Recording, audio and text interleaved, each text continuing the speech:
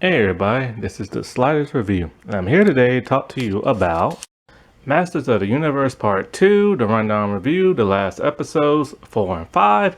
You might as well just call this show Tila in the Universe, because seriously, man, like when you watch the rest of the second half, it is still very much the Tila show, especially in the 4th episode, and mainly in the 5th.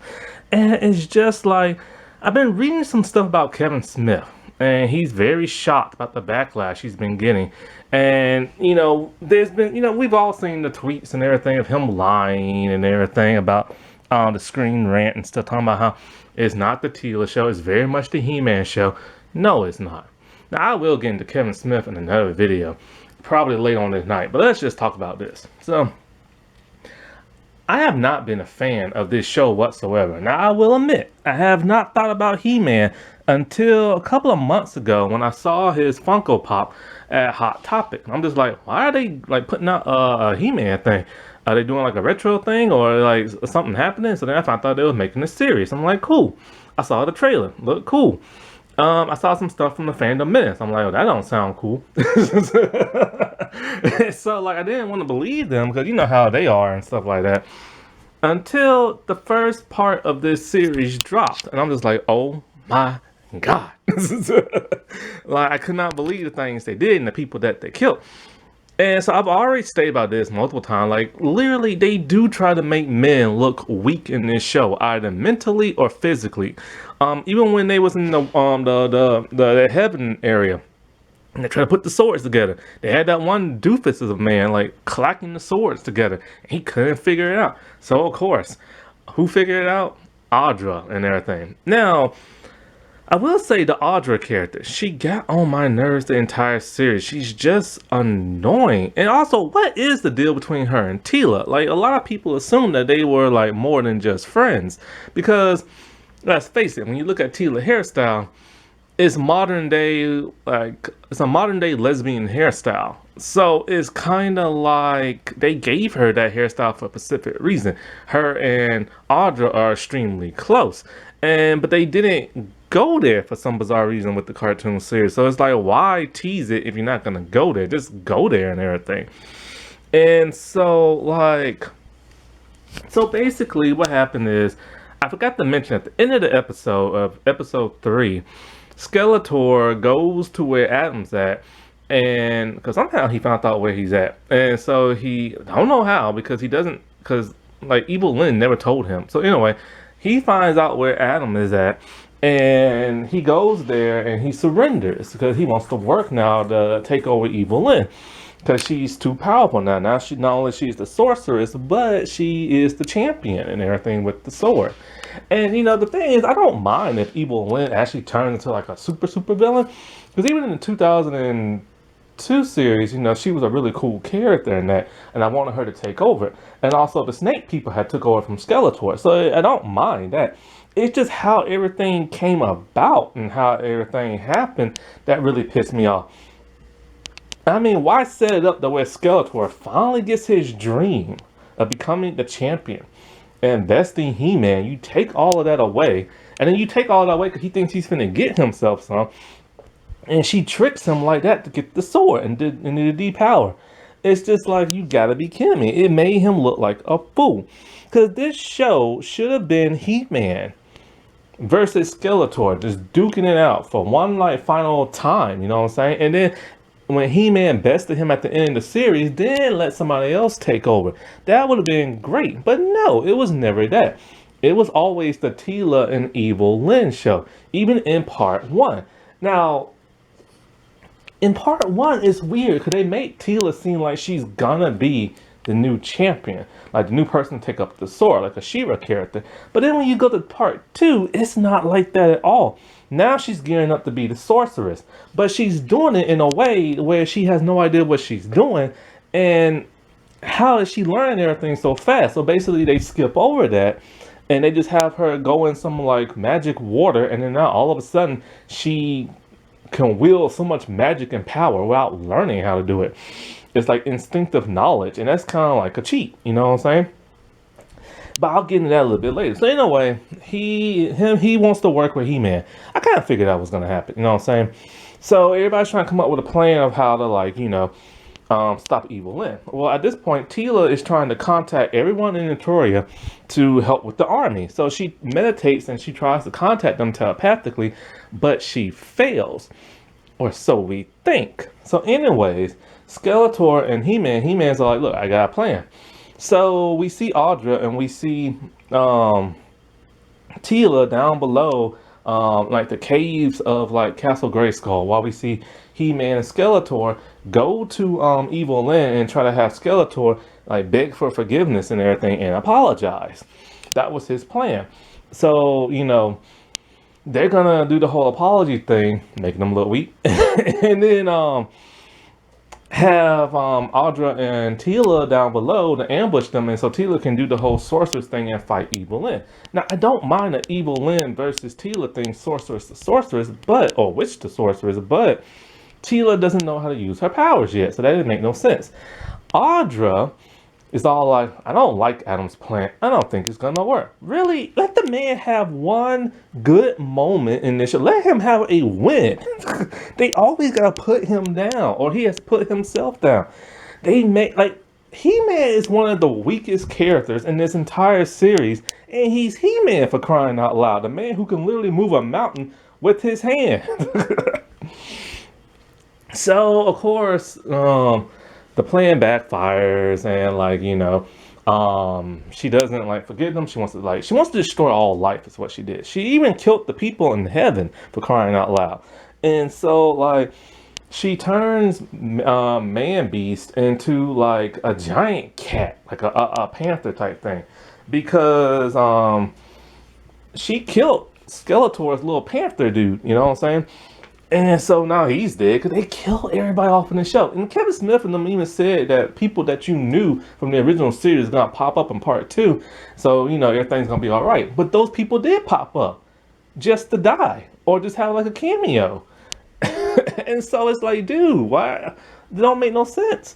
So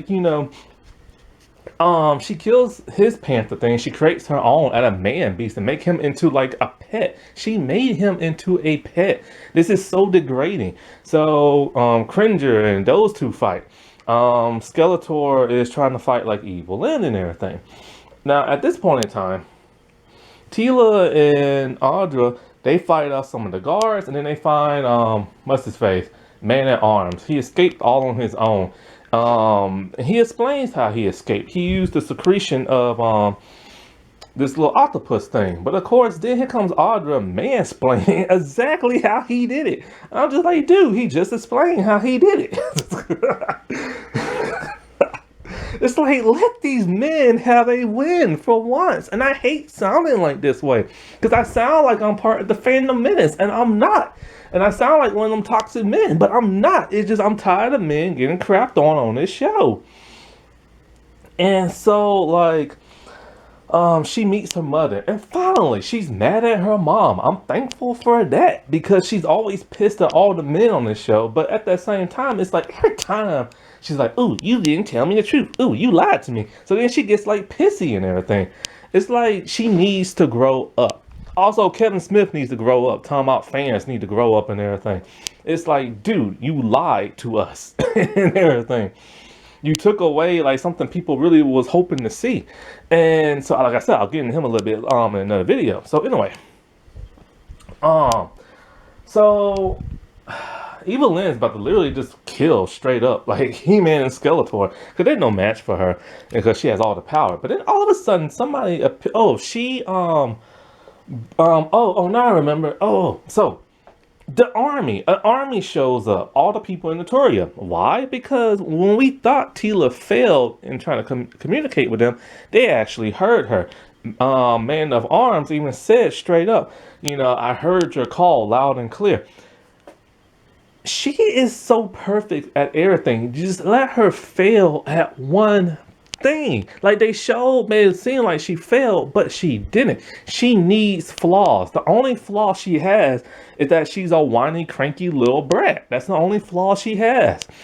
And so the army shows up. So Evil Lyn has decided I'm gonna bring the dead back to life and everything. And so that's another thing. How did her mom become a spirit if she killed? We saw her mom die, so that's kind of really explained. But all the people in the spirit world died. But then she brought the dead back to life. But she brought like the demon people, and then somehow Oracle comes out of nowhere. He tells her, when you brought the dead back to life, you brought me back. Well, then what happened to King Grayskull and all them other people that we met in part 1? So why didn't they come back if she supposedly brought all the dead back after killing them all? So that makes no sense. They only brought Oracle back because people was pissed. So somehow, in some bizarre reason, Oracle is now like Gandalf the White. He's wearing a white outfit. He has a red scarf with gold trims on it. And he's more powerful than he's ever been. And he's getting all his spells right, which is very unusual for him. And his scarf has magical powers where he can do his own thing and help him fight in the battle. It's never explained how he powered up. It's like he's some type of angelic being or something like that. So he fights the skull dude from the first part of this season who brings on the fear. It's not explained why he's there. She brought him back from the dead, of course, but it's never really explained. And he's not really good as a villain because Oracle whoops him very easily and everything. So what was the point in bringing him, of all people, back? And so, like, Oracle helps give Adam back the sword. So finally, he gets to call on the power and be He-Man. But then he turns Skeletor also into, like, that Uber Skeletor. And Skeletor asks, like, why did you do this for? He's all like, because I want you to know what it's like to, like, you know, be, that help people and save the universe and stuff. Now, we all know what's going to happen. He's going to betray him. That's just a given. You know what I'm saying? So they both fight her off screen. Yes, the big battle between He-Man, Skeletor, and Evil Lyn happens off screen because we get some more Teela stuff. And so she's doing all this mystical water stuff because the sorceress tells her plain and simple. Once you commit to this, you must let go of all your old life, all your loved ones, and dip yourself in that water, and you will have all the knowledge of the universe and become the new sorceress, and you can never leave the castle. Teela decides she's going to find a plan C, kind of like Captain Kirk. So she somehow defied all odds. No other sorceress was able to do. She's going to keep her friends. She's going to leave the castle. She's still going to be a warrior, and she's still going to be the sorceress. Some bizarre way. Don't know how, because she's going against the laws of magic that's been set in stone for centuries. But since she's Teela, she can basically do whatever she wants on this show. So she becomes the new sorceress and everything. And so now we finally get to see the fight between Skeletor, Evil Lyn, and He-Man. Also, we think, because now it's Teela versus Evil Lyn. So they're in the sky, they're doing this sorceress thing. And it's a pretty cool battle, don't get me wrong. But the main focus of this battle is just those two. And then Skeletor being Skeletor, what does he do? He attacks He-Man. He's all like, look, Evil Lyn's probably going to win this thing, so I need to be on the good side and everything. So let's get into something else. No man is allowed to truly just be like a man and whoop on somebody for the most part. King Randor and Man of Arms, they're fighting like, you know, the bad guys and stuff like that, right? Now, they're doing a good job on their own. And they do not need help. And the king gives a dumb Kevin Smith line of kiss my ring as he's finna fight the bad guys. And then all of a sudden, here comes Audra, saving both of them. They didn't need no saving, but she saved them because Man of Arms gave her his little cannon thing. So here she come blasting everybody, whooping everybody. And now she's this like uber champion and stuff. Those two men did not even need help, but she helped them for no bizarre reason. And so now it's Skeletor and it's He-Man, and they're going at it. They're just basically like, you know how like when wrestlers lock up and they struggle? That's basically what they're doing. Nothing really too fancy with that. But then all of a sudden, here comes Adam's mom in her jet. And she's all like, I have a special bomb. And so she sends it down. It disrupts the fight between Skeletor and He-Man. And who is it? Ram Man. He gives a cheesy line. He-Man, Hercules, knocks him out the building. And then he gets on that little hoverboard, skateboard thingy of his. And he flies off. And Ram Man doesn't do much of nothing after that. What was the point in bringing him in just for a cameo? So then, of course, He-Man still can't ride that little hoverboard thing, and he crash lands in his mom's jet, and his face is smushed to the side of the windshield in a very comedic way, and he's all like, can you put me down over there? And she's like, sure, as long as you're I'm home for dinner. And I'm just like, Kevin Smith, stop with the stupid humor. This is his stupid humor. Like when he made Batman piss himself in the comics and everything. It's like, I hate that crap. Oh, now I remember the actress who plays the Queen. I love myself some Melissa Silverstone, but she doesn't sound like the Queen. She doesn't sound the way she is drawn. Neither does the King, and neither does Prince Adam. And she gives her famous "as if" line from Clueless. Why? I mean, we know who you are. You know what I'm saying? Like, I don't need to hear a Clueless reference in that. So He-Man finally gets his due. He finally gets to be like a warrior and whoop some butt in this thing. So, but it's weird because it happens very fast. So they speed through kind of like a monologue of He-Man just whooping everybody. And it's a very quick and it's very fast. And it looks very anime-ish and everything. Like it looks like it's drawn in anime. So it's kind of like these exaggerated expressions on his face and just weird. After that cool moment, nothing. Nothing. He picks up Skeletor and he like tosses him halfway across the country and stuff, and that's it. His one good moment in 10 episodes, and it was sped up in about 30 seconds. And that's it. So Evil Lynn and Tila, they fight some more, and Lynn's all like, I have to destroy the universe and blah blah blah, cause life sucks and blah blah blah and all this other stuff. So Tila gives her some truth bombs and let her look at the world and tell her that vision she had, the snake and the bird, that was her vision and everything. And so she's all like, life is precious and blah blah blah. And Lynn sees like the trees and the plants and stuff grow, and that was enough to make her stop her evil ways. Just like that. And Evil Lynn gave up.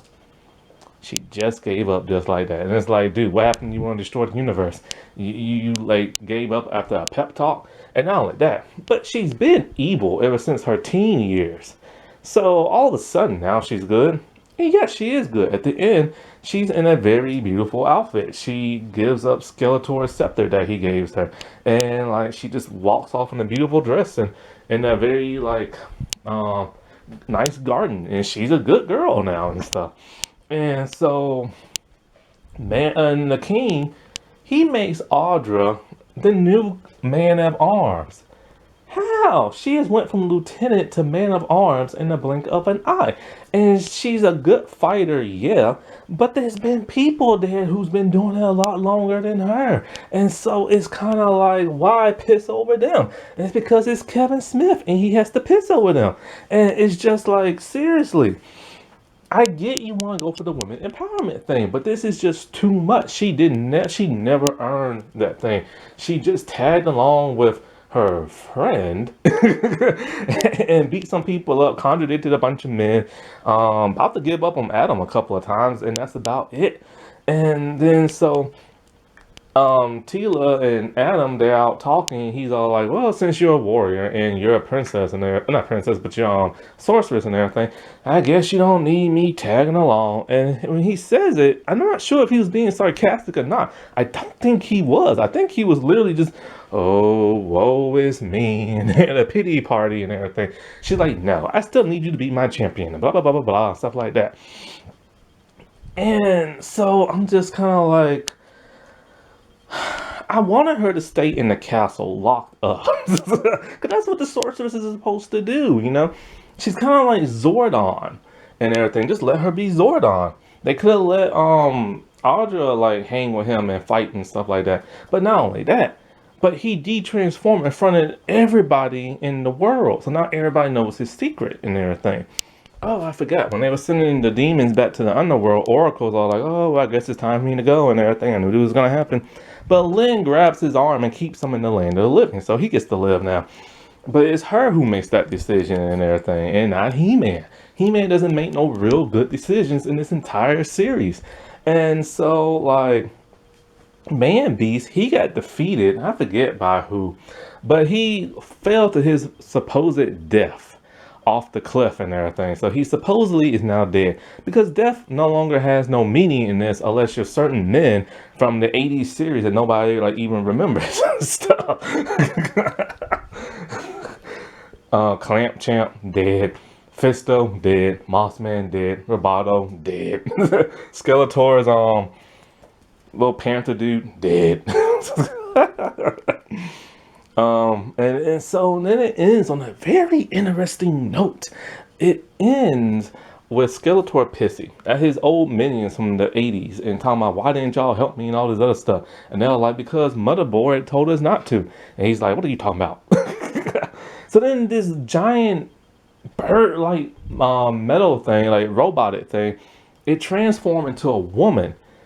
And it reminds me of the Board Queen, and so it also it reminds me of that female Cerebro Sentinel from the X-Men comics and stuff. And she infects Skeletor with some type of like techno virus thing. So he's now taken over mind control by that. And then at the top of her head is a holographic symbol. It's Hardak, the enemy of She-Ra and the mentor of Skeletor. So now this makes me wonder, is She-Ra gonna pop up in this show? Now I've always liked Sheila. I did not watch the Netflix show because I hate the animation, but it would be kind of cool if she shows up because, you know, she is from like the 80s and I was always a fan. But here's the thing. For people who are saying, oh, it's just men mad this series, that a female took over, blah, blah, blah. First things first. Masters of the Universe has always been a He-Man property. It should have been He-Man and Skeletor going at it. Period. First. And then everybody else is second. Also, let's talk about She-Ra. Let's pretend that Netflix was going to come out with a brand new She-Ra show, right? And in the first episode, boom, they kill her. Then they only bring her back to life towards the end, just to boom, kill her again. And then say she gets replaced throughout the entire series with a man. Tell me now how you will feel about that. Don't tell me you will be okay with that, because you wouldn't. And that's why so many people are pissed at this show. They're teasing for a second season. We all know they're going to get a second season. Netflix goes about the third or fourth season route. Honestly, I don't even want to watch the second season. I don't care. It's just going to be the Teela show all over again, and I don't want to see that. This is not what I signed up for. The trailer was misleading. Kevin Smith lied, and then he's upset about the backlash he received. Now, when he received things like death threats, that was wrong. But every other ounce of negativity he got, he deserved that, because he straight up lied and made fun of the whole thing, then insulted fans and cussed them out online, telling them to grow up and stuff. And this is coming from a man child, where Jennifer Garner would not allow Ben Affleck to hang out with him because of his gross behavior. And he's telling fans to grow up. It's like, seriously, dude, take a seat back, admit you was wrong. And this is not the video I'm talking about. I will get into Kevin Smith later because I will read what he said and stuff. And it's just like, dude, take a seat back, apologize for deceiving people. And like I said before, I get why he deceived people. Because if they thought it was going to be the Teela show, people would have been like up in arms and stuff. But then once people found out the ruse, like you know, I don't even feel like making a Kevin Smith video. So I don't feel like giving him the time of day. So I'm just going to say what I got to say right now. Is that this man literally lied to people. He lied and said he was a fan of the original. And then he came, and then somebody found the video of him saying that he never liked the original. When Screen Rant talked about how this is going to focus on Teela, he literally put out a statement talking about how They Are Wrong is very much about He-Man, and it never, ever was. All this show did was put down men and made women look great and had them achieve at everything, even when they don't even deserve it, like Audra on the show. And it's just like, Kevin talked about, like, he doesn't understand why people think that he took their, like, he said, like, there's a group of people that took this politically. That is true. Some people did that. But then he said there are actually some real genuine people who love this show, and they felt hurt and saddened by what he did in the first half of this show. And he doesn't understand, like, he said that was never really like his intentions and stuff like that. But because he never wanted to go out there and make people sad. But then that's what he did. How did he not know this was going to happen? Like, he should have known the moment he made Teela the main focus and literally got rid of Adam and He-Man to only bring them back. He-Man only really turns into He-Man for half an episode at the most of 10 episodes. And it's like, once people found out his ruse, he should have known the backlash was going to be severe. So he knew that, and he still did it and everything. So he might as well came out with the truth, because either he would have told the truth and got backlash, or he would have lied and still got more backlash and stuff. And for him to cuss the fans out and talk about grow up, that's really immature and insulting to the fans, because not every fan is toxic. Not every fan is part of the fandom menace. Some people, like he said, legit love this show, and that's what they was expecting to see. He-Man, period, and everything. So for him to say, oh, grow the F up and everything, it's like, who is he to talk? Acting the way he does and stuff. And I mean, this is literally the man, like I said, for who made Batman in year one piss himself after Frank Miller made that cool comment. In the other comment that he wrote, he's all like, oh yeah, well, when I dropped down on the mob, I pissed my pants and everything. And it's like, he thinks that's funny. He thinks toilet humor is funny. And he does. Kiss my ring. Oh, it's so funny and everything. And so, yes, I truly believe this man deserves every bit of negativity and backlash that came his way, because he literally tried to piss people off. Now, somebody said that he was happy on Twitter talking about he killed He-Man twice. I can't find that tweet. He probably deleted it. I can't find it nowhere on the internet. If he did say that, then that's more of the man-child coming out. All I want Kevin Smith to do is this. Man up, grow up, stop being a man-child. For once in your stinking life, act like a grown adult and admit that you lied. Admit you were wrong, and admit you deceived people on purpose and everything. Because that is literally what he did. Now, maybe it was the network that made him do that. Of course, he can't say nothing because he's under contract. Now, if that's true, then fine. But then years later, once that contract is over, you better spill the beans and stuff like that. But don't tell fans to stop being pissy. Don't tell fans to grow the F up and everything. And you yourself can't even grow up and everything. Talking about it hurt his feelings, all the backlash he got. Man, he hurt like millions of people's feelings when he didn't give them a proper He-Man show and stuff. Because the writing was literally on the wall when they made Teela the main focus of the first part, and then once again the main focus of the second. And what was the point in, like, oh, there was some line I remember. Okay, so like there's a line that's something about like Teela, I think, tells it's not Teela, Audra, she tells one of the guys that, I think it's Teela, says that she's no longer going to hide the secrets of like Castle Grayskull. It's going to be open to everybody, so that no little girl will ever have to like go through that. So, some crap like that. There's some line like that where she says literally no girl will ever have to like go through this stuff, like meaning what she had to go through. And I'm just like, that's a clear indication of what they went for, you know what I'm saying? To have a strong female empowered show. But they had that in She-Ra, supposedly. I don't know, I didn't watch it, but I'm assuming. And so like, why couldn't the boys just have He-Man and everything? Like they gave He-Man to the girls. And even more insult to injury, they made Skeletor just another like horny man who gave up his power, just think he was gonna get some. And then he had to apologize to Evil Lynn. He was on his knees. The same way Duncan was in the first part when he apologized to Teela and stuff. It's just like when they make the men apologize, they're always on their knees. And then as soon as the female's about to apologize, somebody stops them and like, no, you did the right thing, and blah, blah, blah, blah, blah, blah, blah. Oh, another indication about what direction they were going in. When Audra became Man-at-Arms, they changed her hairstyle for some reason. And her hairstyle is very reminiscent from Michael Burnham from Star Trek Discovery Season 1 and 2. That's more than just a coincidence and everything. Like, they were seriously going for a certain vibe with this show. So, once again, why lie? Like, why? Why? Hey everybody, this is the Sliders Review. And I'm here today to talk to you about